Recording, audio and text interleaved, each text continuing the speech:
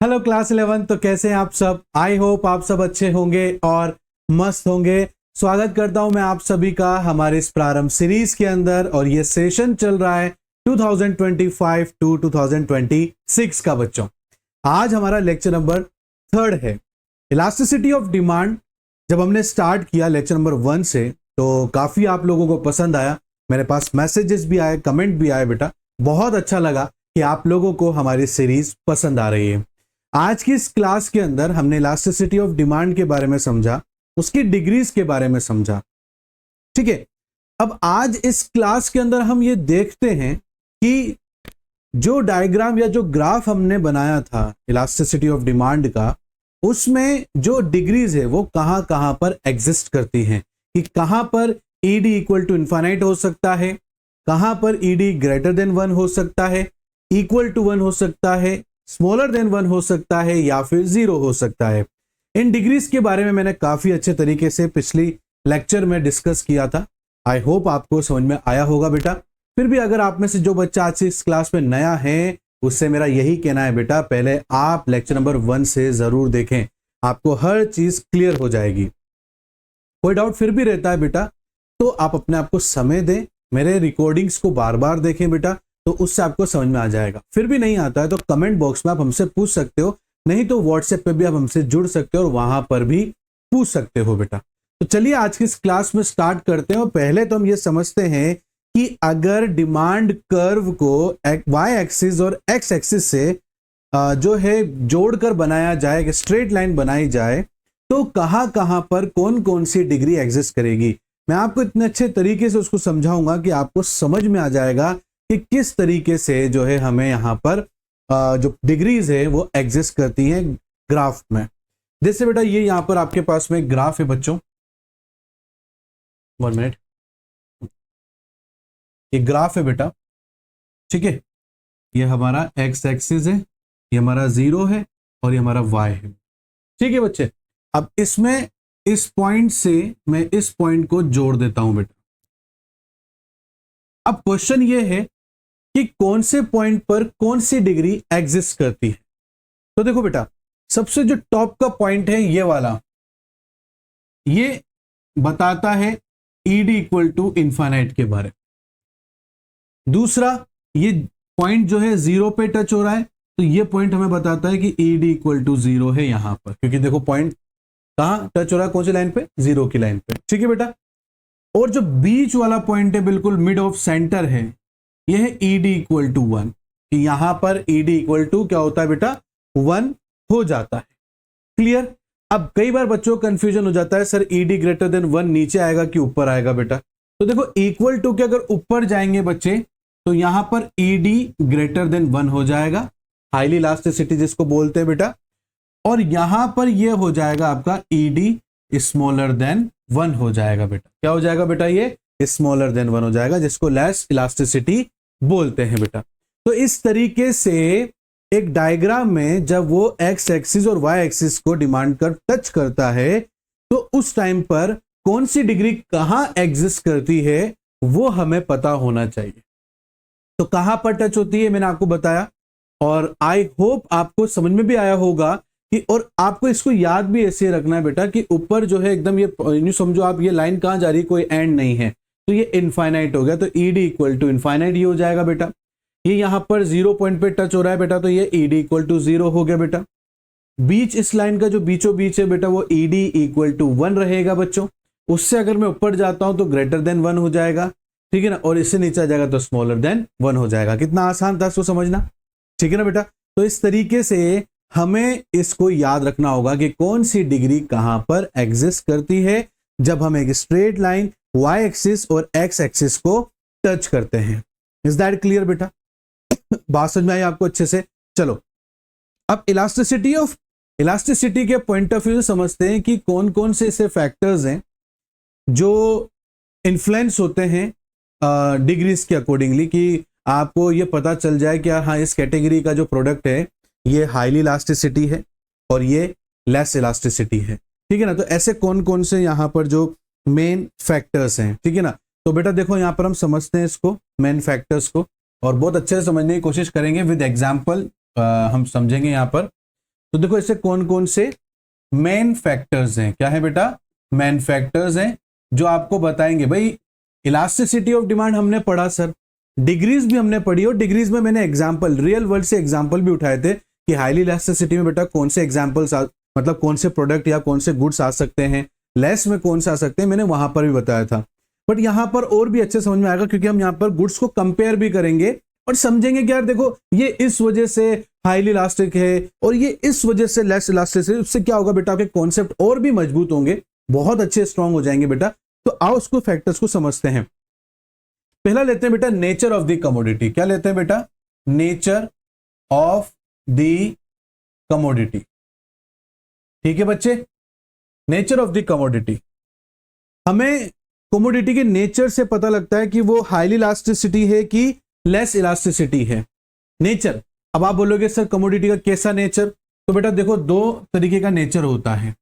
कितने तरीके का, दो तरीके का नेचर होता है। पहला है नेसेसरी, दूसरा है लग्जरी। ठीक है बेटा, दो नेचर्स होते हैं हमारे पास में। क्या होते हैं बेटा, पहला होता है लग्जरी, दूसरा होता है नेसेसरी। नेसेसरी को मैं बोलूंगा बेटा लेस इलास्टिसिटी है। क्या है बेटा नेसेसरी, जो नेसेसरी है बेटा वो क्या है, लेस इलास्टिसिटी या हाईली इन इलास्टिक बोल सकते हैं बेटा आप उसको। ठीक है ना, मैंने दोनों वर्ड बताए थे डिग्रीज में, आप अच्छे से देखना बेटा। जहां पर इसका जो साइन हो जाता है बेटा वो ईडी जो है वो स्मॉलर देन 1 है, इसलिए इसको लेस इलास्टिसिटी या फिर highly in elastic of demand बोलते हैं बेटा। अब इसके बारे में मैंने आपको डिग्रीज में समझाया था बेटा, अगर आपको याद होगा तो, आपने अगर रिवाइज किया होगा तो आपको अच्छे से पता होगा बेटा कि उसको हम क्या बोलते हैं, रिलेटिवली लेस इलास्टिसिटी या हाईली इन इलास्टिसिटी हम उसको बोलते हैं बेटा। ठीक है, तो बेटा ये नेसेसरी आइटम्स में जो है यहां पर ईडी स्मॉलर देन 1 होता है। अब ईडी स्मॉलर देन 1 का मतलब क्या हो गया सर, 20% प्राइस कम हुई है। क्या हुई है, 20% प्राइस कम हुई है, बट डिमांड 15% से इंक्रीज हुई है।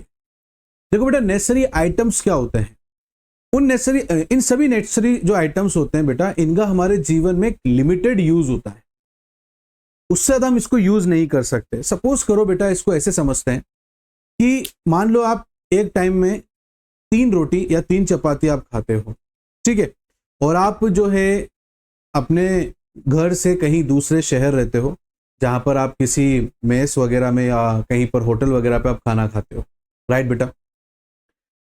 अब आज वहां पर जो रेगुलर प्राइस चलती है पर चपाती वो 10 रुपीज चलती है सपोज, ठीक है। अब बाकी आज आप खाना खाने गए तो आपके जो वहां का ओनर है उसने कहा कि सर आज ना जो है 10 रुपीज पर रोटी नहीं है, 5 रुपीज पर रोटी है। तो इसका मतलब ये तो नहीं है कि आपकी जो डाइट है वो 3 चपाती की है, बट सर क्योंकि चपाती की प्राइस कम हो गई है तो डिमांड तो बढ़नी चाहिए सर। तो आप ऐसा तो नहीं कि 10-15 रोटी खा जाएंगे कि सर आज तो जो है प्राइस कम थी चपाती की नॉर्मल डेज से, तो प्राइस कम हो गई सर तो डिमांड बढ़ी जाती है, तो मैंने सर 3 के बजाय आज मैंने 10 रोटी खाई है। ऐसा तो नहीं कर सकते ना। जितनी आपको नीड है उस एक पर्टिकुलर प्रोडक्ट की उतना ही आप यूज करोगे बेटा। तो नेसेसरी आइटम्स में यही होता है कि उनका यूज हमारे जीवन में एक लिमिटेड है। जैसे एक सोल्ट का भी एग्जांपल हम यहाँ ले सकते हैं कि देखो बेटा, अगर सोल्ट की प्राइस अगर कम हो जाए तो इसका मतलब ये तो नहीं है कि हम हमारे जो है सब्जी में या किसी भी चीज में हम सोल्ट यूज कर रहे हैं तो हम उसमें अब ज्यादा यूज करेंगे, नहीं ना। तो नेसेसरी आइटम्स में कभी भी जो है प्राइस भले ज्यादा गिर रही हो बट डिमांड में ज्यादा फर्क देखने को नहीं मिलता है, क्योंकि उनका हमारे जीवन में क्या है, यूज कम है। इज दैट क्लियर बेटा। तो इसीलिए नेसेसरी आइटम जो होते हैं लेस इलास्टिसिटी होते हैं, ईडी स्मॉलर देन 1 होता है बेटा। इसीलिए इसको हाईली इन इलास्टिसिटी भी हम लोग बोल सकते हैं या इन इलास्टिसिटी भी बोल सकते हैं, रिलेटिवली लेस इलास्टिसिटी भी हम बोल सकते हैं। बट बेटा अगर मैं लग्जरियस आइटम की बात करूं बेटा, तो लग्जरियस आइटम के अंदर यहां पर क्या होता है, ईडी ऑलवेज ग्रेटर देन 1 होता है। इसको बोलते हैं हाईली इलास्टिसिटी। क्या बोलते हैं बेटा, हाईली इलास्टिसिटी। ठीक है बेटा। ऐसा क्यों सर? देखो बेटा इसमें क्या होता है, सपोज करो अगर आपके जो प्रोडक्ट की प्राइस है आपके प्रोडक्ट की जो प्राइस है बच्चे वो क्या हो गई है, वो आपकी जो है 10% से डिक्रीज हुई है। किससे डिक्रीज हुई है बेटा? 10% से डिक्रीज हुई है, बट आपने उसकी डिमांड जो है 20% से इंक्रीज कर दी है। Is that clear? तो ये लग्जरियस आइटम में होता है। हम यही सोचते हैं कि यार मेरे को कार खरीदनी है, मैं दिवाली पे खरीदूंगा। दिवाली पे क्या अच्छे स्पेशल ऑफर्स चलते हैं। हो सकता है मैं कोई कार खरीदने जाऊं दिवाली के टाइम पर, तो हो सकता है मुझे 20% का डिस्काउंट मिल जाए, कोई स्पेशल ऑफर मिल जाए। तो हम लोग क्या सोचते हैं, यार अभी नहीं खरीदते हैं, ठीक है ना, क्योंकि अभी इसके बिना हमारा काम चल जाएगा। बट जैसे ही ये सस्ता होगा मैं उसकी डिमांड करना स्टार्ट कर दूंगा। तो लग्जरियस आइटम में जब जनरली देखा गया है बेटा कि उनकी प्राइस अगर 10% भी डिक्रीज होती है ना, तो ह्यूमन बींग्स उसकी डिमांड को 15% 20% से भी ज्यादा बढ़ा देते हैं।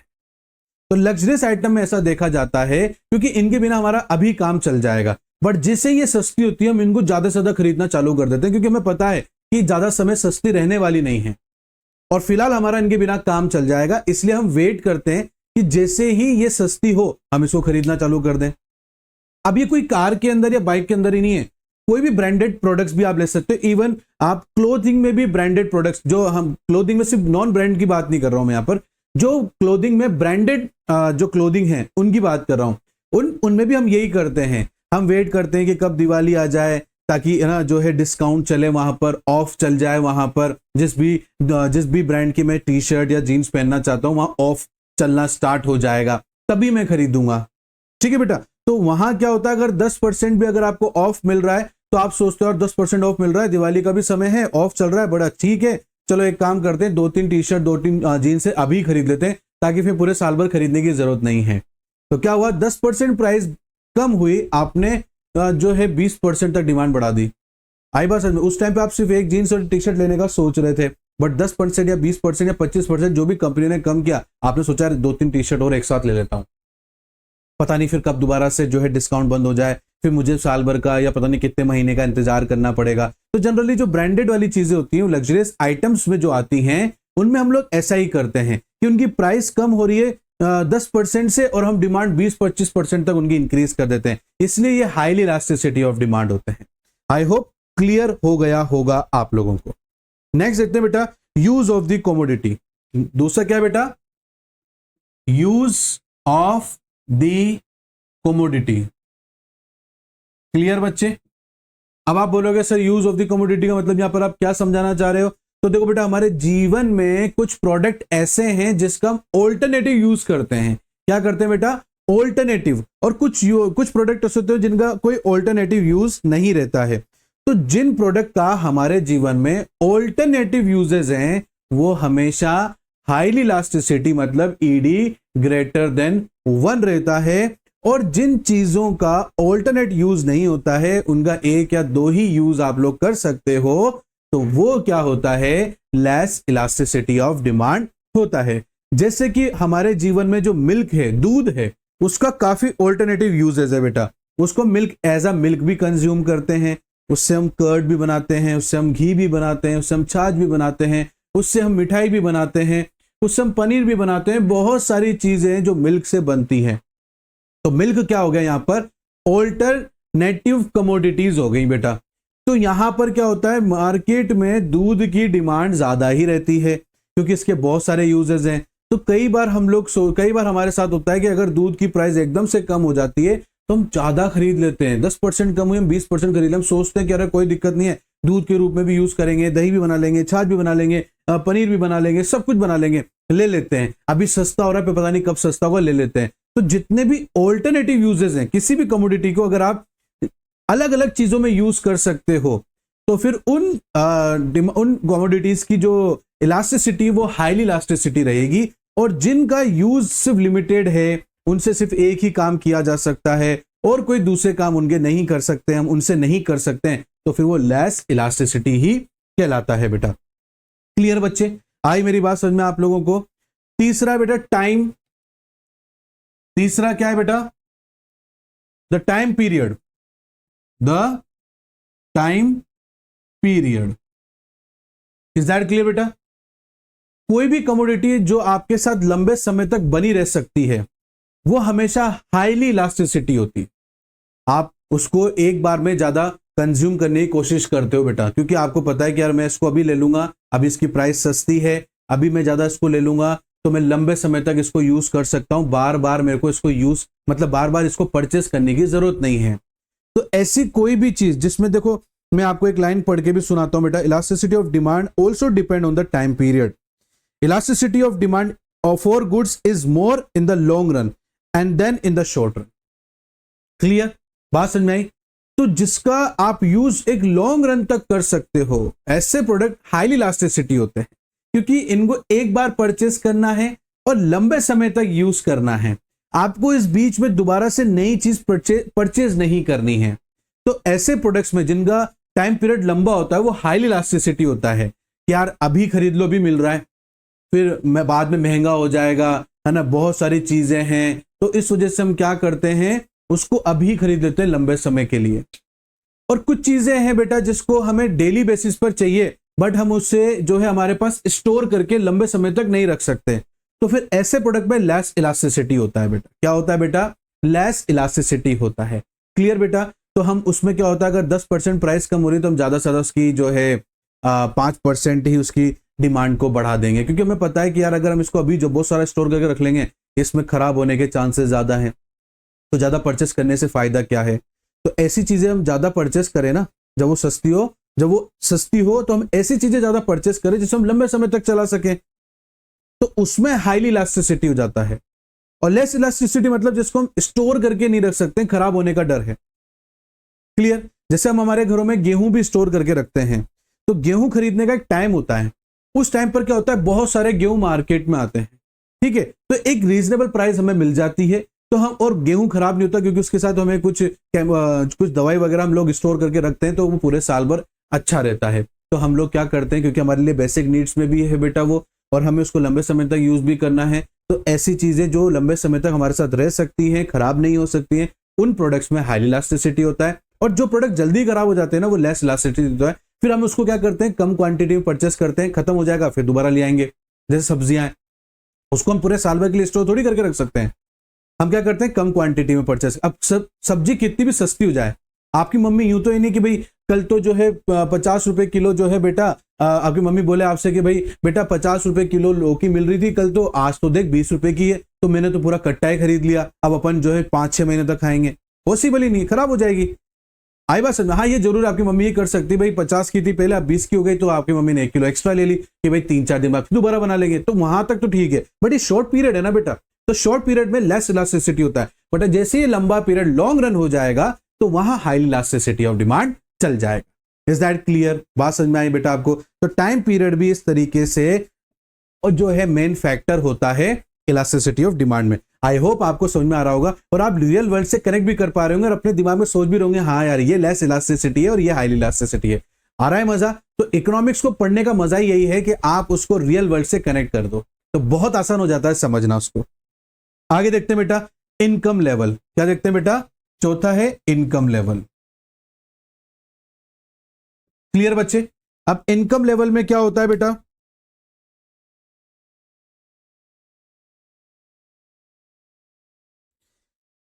अब इसमें ना देखो 3 चीजें हम समझेंगे। तो यहां पर जो डिमांड है वो कम रहती है। 3 कैटेगरी हैं जिसमें से 2 कैटेगरी को कंपेयर करूंगा। एक तो वो लोग हैं जिनके पास बहुत ज्यादा पैसा है, एक वो लोग हैं जो बहुत गरीब हैं, एक वो है जो मिडिल क्लास हैं, जो अपने आप को खुल के अमीर भी नहीं बोल सकते, नहीं गरीब बोल सकते हैं। तो अभी फिलहाल हम यहां पर अमीर और गरीब के ऊपर बात करते हैं। इनकी डिमांड हमेशा लेस रहती है। प्राइस चेंज होने से इनकी डिमांड पर कोई फर्क नहीं पड़ता, क्योंकि अमीर तो सोचता है मेरे पास खूब पैसा है, प्राइस डजंट मैटर, मैं हाई प्राइस पर भी जो है हाई डिमांड कर सकता हूं, ठीक है ना, तो उसके लिए प्राइस मैटर नहीं करता है।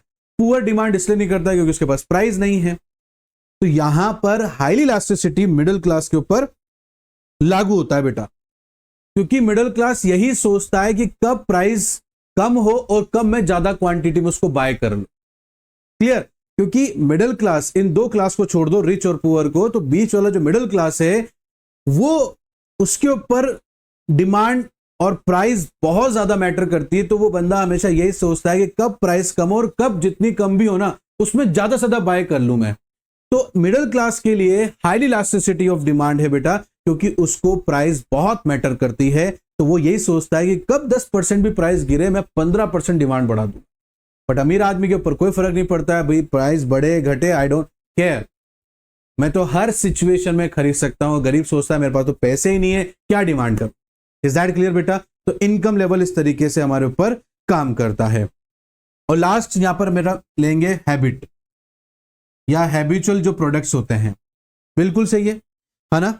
हैबिचुअल जो प्रोडक्ट्स होते हैं बेटा, उसमें भी क्या होता है बेटा, आप में से कोई जरूर कमेंट करके बताना बेटा, ठीक है ना? ये भी लेस इलास्टिसिटी होता है बेटा। क्या होता है? ये लेस इलास्टिसिटी होता है। क्यों होता है? क्योंकि किसी भी इंसान को किसी भी प्रोडक्ट को रेगुलर बेसिस में यूज करने की आदत है, तो उसकी प्राइस हायर रहे तो भी वो उतनी यूज करेगा, उसकी प्राइस कम हो जाए तो भी वो उतनी ही यूज करेगा जितनी उसकी कैपेसिटी है उसको यूज करने की। तो इसलिए लेस इलास्टिसिटी ज्यादा फर्क देखने को नहीं मिलता। अगर 10% प्राइस गिरी है तो महज वो 5% से अपनी प्राइस को बढ़ा सकता है, सॉरी डिमांड को बढ़ा सकता है। बट हैबिचुअल जो भी प्रोडक्ट होते हैं, जैसे बेटा इसमें अपन ले लेते हैं ना, हैबिचुअल में जैसे मान लो अपन एक मेडिसिन ले लेते हैं। अब कोई व्यक्ति है जो बीपी की गोलियां खाता है, इज दैट क्लियर? उसको रेगुलर सुबह उठकर भूखे पेट बीपी की गोली खानी होती है, कंपलसरी है उसके लिए। डॉक्टर ने बोल रखा है भैया अब तो आप जब तक जियोगे ना आपको बीपी की गोली खानी ही पड़ेगी अगर आपको स्वस्थ जीवन जीना है तो। अब उसको रोज सुबह एक बीपी की गोली चाहिए। अब उसके बीपी के 1 महीने की जो पूरी मेडिसिन आती है वो बोलता है कि उसकी कीमत है सर 300 रुपए, तब जाके मेरा पूरे महीने जो है दवाई चलती है। अब अगर जिस मेडिकल वाले से वो दवाई खरीदता है वो कहे कि भैया जो है कि क्या नाम से 300 रुपए का आपका एक पूरे महीने की दवाई आती थी, अब वही दवाई आपको 150 रुपए मिलेगी, मतलब जस्ट 50% कम हो गया। तो उसका मतलब ये थोड़ी कि पूरे साल भर के लिए आएगा, वो नहीं लाएगा ना बेटा, जितनी जरूरत है उतनी लेगा। और यूं भी नहीं है कि भाई दिन में गोली खा रहा है, नहीं सर अब तो सस्ती हो गई सर, अब तो सुबह शाम में बीपी गोली खाऊंगा, ऐसा भी नहीं होगा ना बेटा। तो कुछ हैबिचुअल प्रोडक्ट ऐसे होते हैं जिनको यूज करना भी लिमिटेड होता है, तो उस वजह से उनकी प्राइस पर भी ज्यादा असर देखने को नहीं, सॉरी डिमांड पर ज्यादा असर देखने को नहीं मिलता है बेटा।